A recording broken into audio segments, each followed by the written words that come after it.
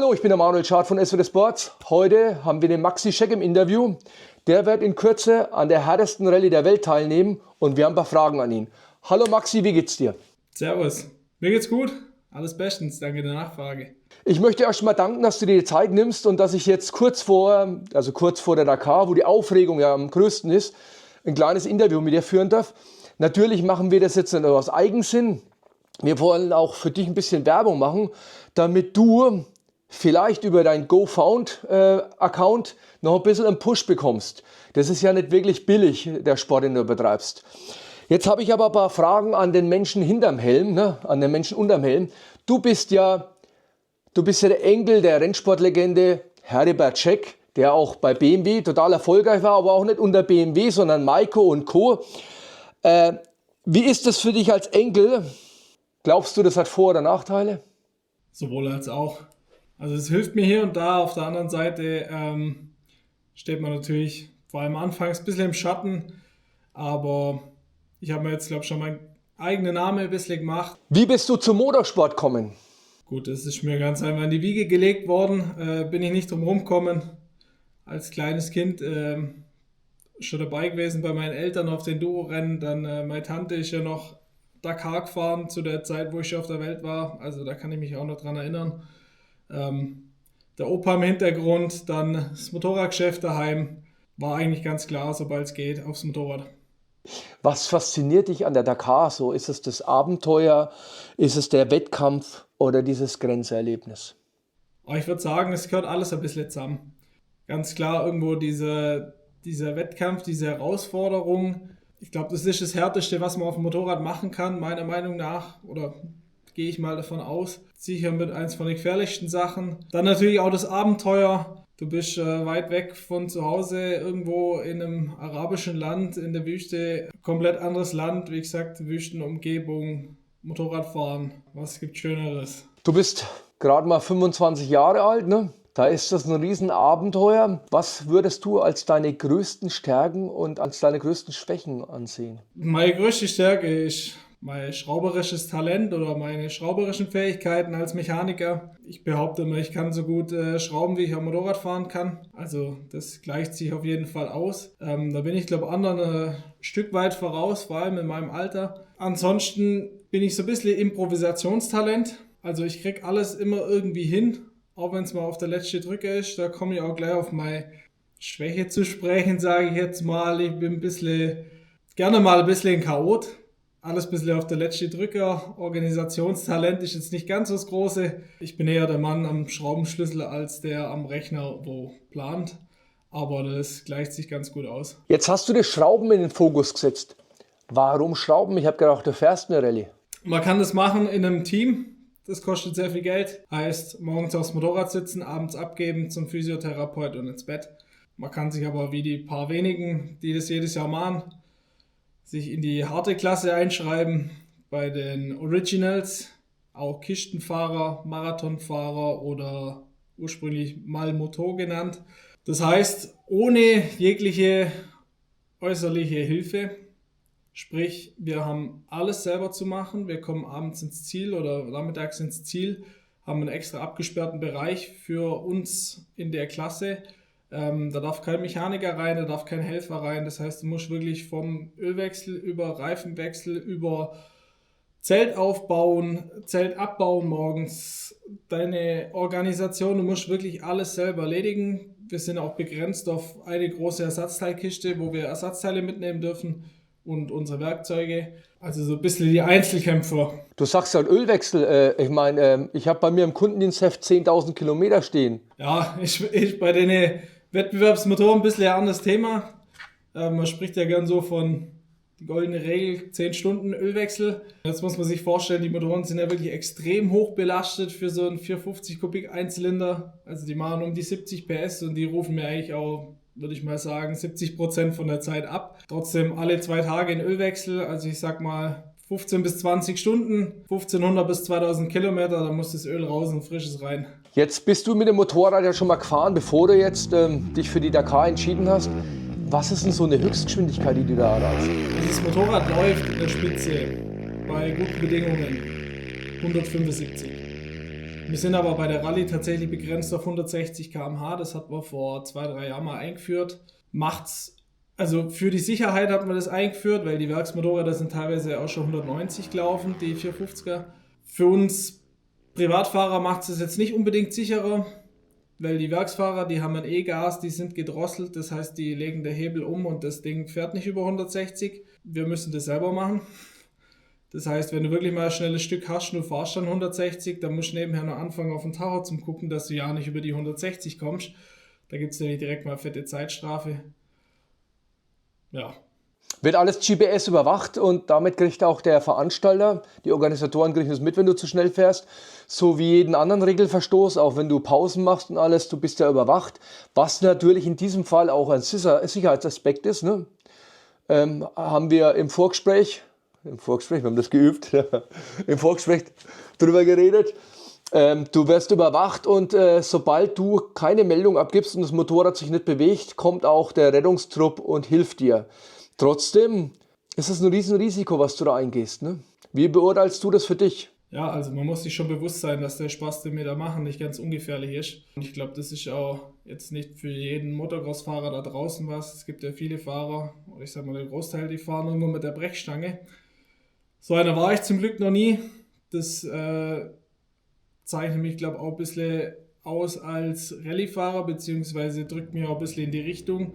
Weil man muss sich schon bewusst sein, was man da tut. Also die Gefahr ist sehr hoch, wir fahren sehr hohe Geschwindigkeiten und wenn es zu einem Fehler kommt und zu einem Sturz, dann tut es meistens auch gleich richtig weh, beziehungsweise steht mehr auf dem Spiel. Ja, man sollte sich bewusst sein, was man da tut. Man sollte es mit Respekt anschauen, das Ganze. Aber ich würde jetzt zum Beispiel nicht von Angst reden bei dem Ganzen. Ich glaube, das wäre auch wieder fehl am Platz, weil mit Angst im Kopf fährst du nicht so frei wie wenn du einfach nur Respekt hast. Nur Respekt. Aber Angst ist definitiv fehl am Platz. Ich glaube, das wird ja auch jeder erzählen, wo Isle of Man fährt oder sowas. Für Angst ist kein Platz. Wie bist du in den Motorsport eingestiegen und wie alt warst du da? Ich habe das Ganze mit 8 Jahren angefangen. Das war so die Altersgrenze bei uns im örtlichen Motorsportverein, dass man mit Dreisport beginnen darf, auf Leihmotorrädern. So habe ich angefangen.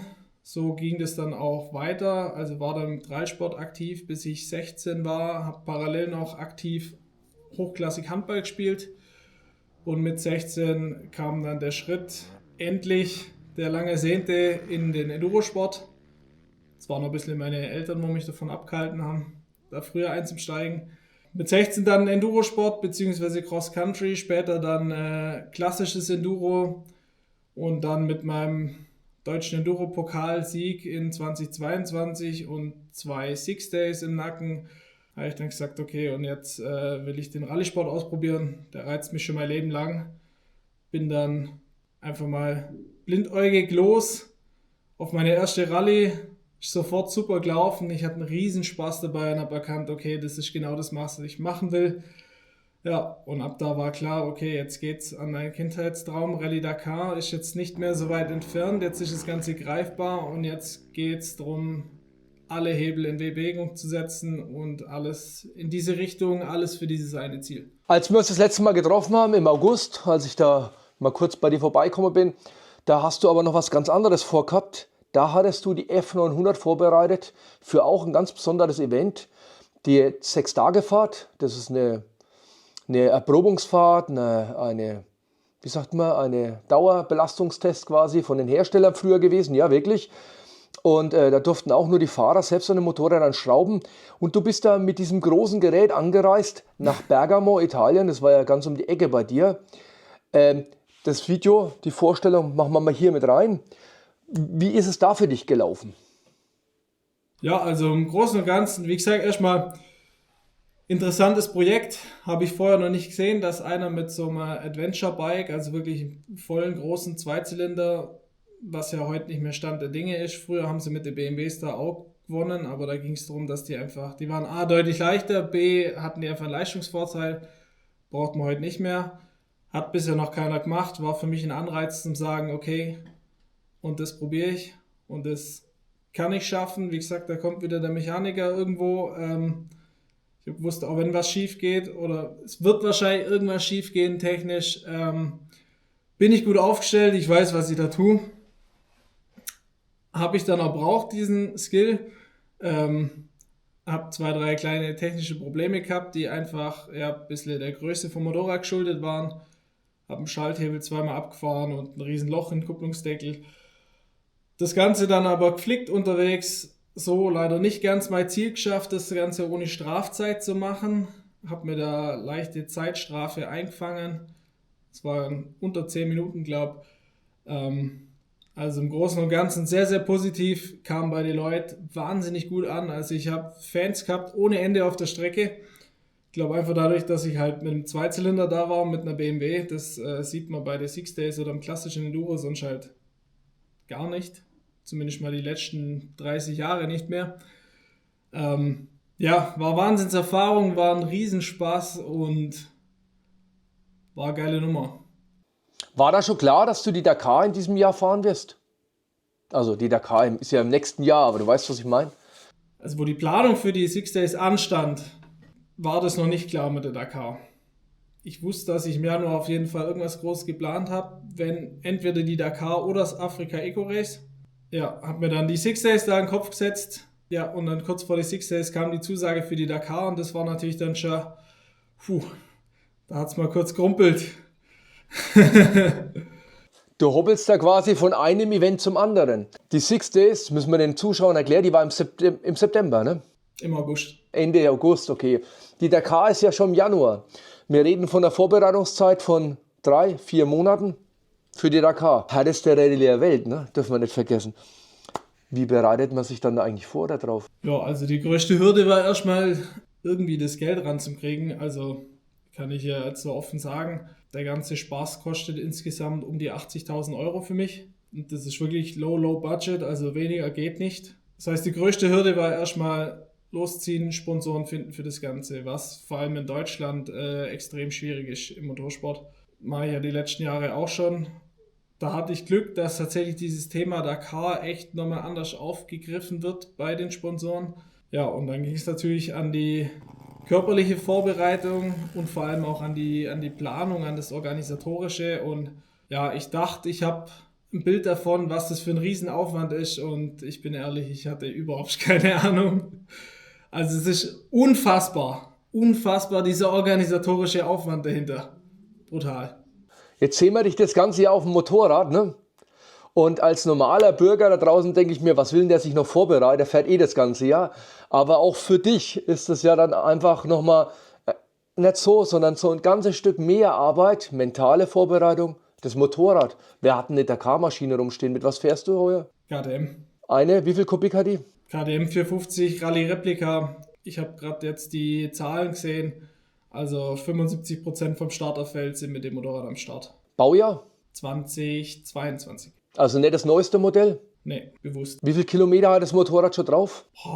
4.000 Kilometer, glaube ich, ungefähr. Also ist noch keine Dakar gefahren, die ist nur Test gefahren. Noch keine Dakar. Ja, das muss man ja auch erst haben. Ich meine, du brauchst das Motorrad, du musst die Power dazu haben und du musst einen Startplatz bekommen. Ne? Und wenn du die 3 Faktoren eingehalten hast, hast du immer noch nicht alles geschafft. Ne? Die mentale Vorbereitung, wie machst du das? Machst du jetzt Yoga vor der Tür irgendwie daheim? Oder? Nee, also ich glaube tatsächlich, Kann ja sein, ne? dass ich mental ganz gut aufgestellt bin, weil ich halt, wie gesagt, mein Leben lang schon immer die Erfahrung gemacht habe, wenn ich mir was in den Kopf setze, dann finde ich einen Weg, wie ich da durchkomme. Bei mir funktioniert es tatsächlich so, je strenger es wird, je enger es wird, desto besser funktioniert meine mentale Stärke. Wenn es darauf ankommt, dann klemmt es da nicht. Ich glaube trotzdem nicht, dass man sich so wirklich vorbereiten kann auf eine Dakar. Ob man das überhaupt irgendwie kann, keine Ahnung. Ich glaube, nur mit einer Dakar kann man sich auf eine Dakar vorbereiten. Ich glaube auch, ja. Wie viel Fahrtage hat die? 14 Tage. 14 Tage, sagen wir mal, jeden Tag um die 900 Kilometer, jeden Tag um die 10 bis 12 Stunden Fahrzeit, das je nachdem, ob du einen Fehler machst, Ausfall hast, die verfährst. Das würde bedeuten, dass du dich 1,5 Monate vielleicht daheim mit Yoga vor die Tür setzen musst, um dich mental darauf vorzubereiten. Wer kann das, ne? Wer hat die Zeit dafür? Nee, es ist schon echt übel.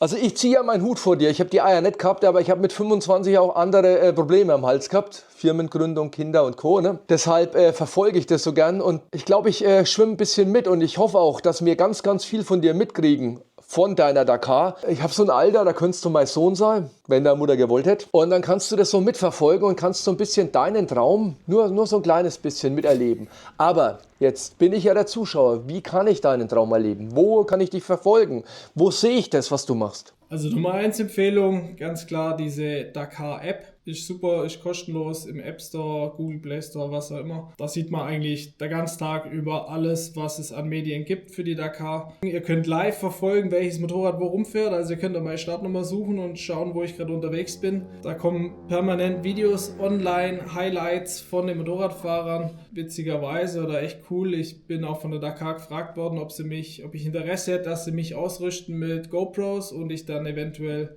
immer mal wieder in den Highlight-Videos zu sehen bin, habe ich natürlich zugesagt, also da werdet ihr mich auch sehen. Dann ganz klar die Instagram-Kanäle, sowohl von der Dakar als auch mein eigener. Da habe ich jemanden, wo mich da ein bisschen unterstützt in der Zeit und das ein bisschen so gut wie es geht am Laufen hält. Dann natürlich abends Eurosport. Gern einschalten, finde ich immer mega cool. Ich meine, so hab's ich Nach Snooker? Nach dem Snooker. So habe ich die letzten 25 Jahre meines Lebens, also seit ich mich zurückerinnern kann, ich gucke eigentlich überhaupt kein Fernsehen, aber die ersten 2 Wochen im Januar saß ich, glaube ich, mein Leben lang schon vorm Fernseher und habe bis tief in die Nacht gewartet, bis nach dem Snooker endlich mal auf Eurosport die Dakar-Übertragung kam. Es sind meistens die ähnlichen Bilder, wie was ihr auch tagsüber schon in der App zu sehen kriegt, aber der Kommentator dann auf Deutsch, der Norbert Okenga, wo das auch schon seit Jahrzehnten macht, der macht das echt super und da kriegt man nochmal einen Gesamtüberblick. Ansonsten auf YouTube der Kanal von Timeout Racing. Der Sven, cooler Typ, spricht auch Deutsch, also ist ein Schweizer. Der macht auch sonst echt viel außenrum um die Dakar, liefert wahnsinnig geile Einblicke. Also war auch für mich mega interessant. Ein paar Sachen, was der berichtet über die Dakar. Da gerne auch jetzt schon mal reinschauen und vor allem dann während der Dakar. Die werden mich täglich interviewen zum Glück und das ein bisschen versuchen mit aufzunehmen. Ansonsten gibt es noch meine WhatsApp-Gruppe, ist jeder herzlich dazu eingeladen. Den Link können wir noch ein paar Mal teilen, posten. Vielleicht kriegst du irgendwie ins Bild rein. Ist jeder eingeladen, kommt gern rein. Da gibt es dann wirklich die ganz engen, nahen Sachen direkt von mir, ungeschnitten, ohne Filter. Ungeschminkt.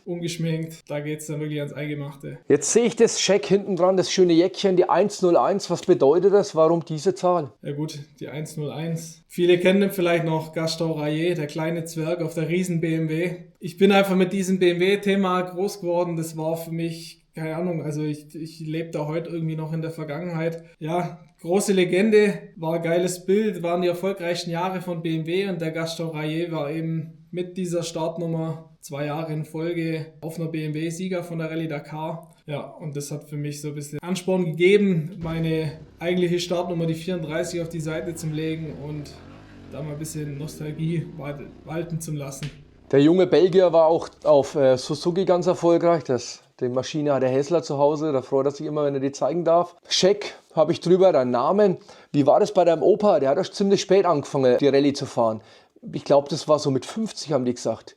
Weißt du, wie oft der eigentlich ins Ziel gekommen ist? Boah, wie oft ins Ziel? Boah, da müsste ich lügen, wenn ich ehrlich bin. Also 15 Mal war er noch am Start. Tatsächlich mit 50 eingestiegen, wie du sagst, weil er keine Rennsportlizenz mehr gekriegt hat fürs normale Endurofahren. Da hat er gedacht, oh gut, wenn ich schon Dakar-Motorräder baue ich mir halt selber ein und fahre damit. Das war damals nur lizenzfrei. Ja, aber wie oft er jetzt ins Ziel gekommen ist, boah, da müsste ich gerade lügen.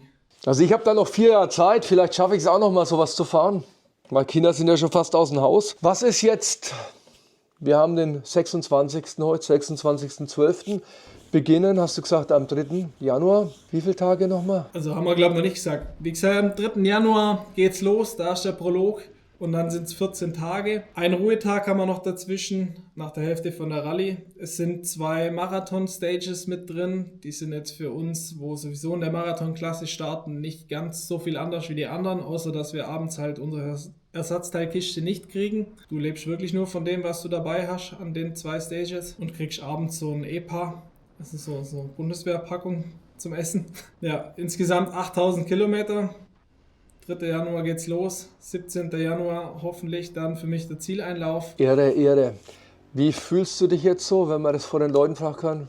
Aufgeregt? Also ich bin mega aufgeregt. Normal bin ich immer die Ruhe selbst. Also ich kann selbst vor einer Six Days, ich stehe da am ersten Tag vorm Start und ich kann nur Witzler reißen, also mich berührt normal gar nichts. Aber jetzt merke ich schon so langsam, also die Dakar ist halt doch nochmal eine ganz, ganz andere Hausnummer. Und jetzt so die letzten 2, 3, 4 Tage merke ich so langsam, okay, da kommt jetzt was auf mich zu, jetzt geht dann bald irgendwas los. Aber ich kann mir gut vorstellen, sobald ich in Saudi da mein Motorrad auspacke, bin ich wieder vollkommen entspannt. Wir haben ja in unserer Zeitrechnung immer vor Christi und nach Christi, ne? Wie ist das mit der Dakar? Glaubst du, dass das für dich so eine Leiste ist vor der Dakar, nach der Dakar? Wird es wieder eine Dakar geben? Wie glaubst du, wie sieht die Zukunft für dich aus? Also ich glaube auf jeden Fall, dass das auf jeden Fall ein Einschnitt wird im Leben. Irgendwas wird es verändern. Es sagt auch jeder, wo Dakar fährt, oder das haben wir jetzt auch schon einige Leute, nicht viel Erfolg wünschen und so weiter, sondern es kamen so Kommentare wie viel Spaß auf der Reise zu dir selbst. Es wird definitiv ein veränderndes Erlebnis. Ich glaube auch ehrlich gesagt nicht, dass die erste Dakar die letzte sein wird. Ich habe auch noch ganz andere Pläne in meinem Leben. Oder was heißt ganz andere Pläne? Sportlich gesehen, das Afrika Eco Race steht auf jeden Fall auf meiner Liste. Ich muss irgendwann im Senegal in Dakar, wo das Rennen ursprünglich geendet hat, mit einer BMW im Ziel stehen. Ganz klares Ziel von mir. Da kannst du mich gern mitnehmen. Das machen wir gern zusammen. Du auf dem 2-Ventiler und ich auf der R12. Ich fahre gern deinen Spuren hinterher. Du musst bloß so langsam fahren, dass ich auch mitkomme. Ja, ansonsten, ich habe auch jetzt über die letzten 2, 3 Jahre, wo ich mich da so auf das Ziel fokussiert habe, gemerkt, dass sich brutal viel schon tut. Also was sich da für ein Netzwerk ausgebreitet hat für mich. Wahnsinn, also wie viele Leute ich kennengelernt habe, was sich mir für Möglichkeiten aufgetan haben. Sehr, sehr spannend. Ich glaube, dass es nach der Dakar nochmal exponentiell nach oben geht. Also da wird es definitiv nochmal weiter vorangehen. Gerade auch im Thema hier Trainings und so weiter, was ich echt gern mache, was gut ankommt bei den Leuten, was ich glaube einigermaßen gut hinkriege. Also es geht für mich auf jeden Fall sportlich in der Hinsicht weiter. Es ist jetzt nicht die Dakar und dann habe ich alles erreicht und dann höre ich auf. Klar spinnen in meinem Kopf schon ganz andere Pläne rum, für wenn ich mal nicht mehr Motorrad fahre. Aber ich glaube, so schnell kriegt man mich auch gar nicht vom Motorrad runter, weil das mache ich einfach zu gern. Als du dich da im August beworben hast bei der Dakar, im August war das, ne? Juli. Hast du gedacht, dass du einen Platz kriegst? Habe ich es gedacht. Ich hab's gehofft, dachte mir auch vielleicht irgendwo, dass meine Chancen vielleicht nicht ganz schlecht stehen, wenn ich eine gute Bewerbung schreibe. Aber eigentlich sagt dir jeder, wo in dem Thema ein bisschen drin ist, es ist unmöglich, dass du bei deinem Dakar-Debüt einen Startplatz in dieser Marathonklasse kriegst, weil die Veranstalter es eigentlich vermeiden wollen, weil die Leute unerfahren sind. Dann bin ich noch extrem jung, also ich glaube gerade für die Klasse bin ich sehr, sehr jung. Ich werde wahrscheinlich mit Abstand der Jüngste sein in dieser Klasse. Also es war dann doch eine ganz schöne Überraschung. Ich habe viel Zeit gesteckt in die Bewerbung, war natürlich, wie man mich kennt, sehr kurzfristig die Bewerbung.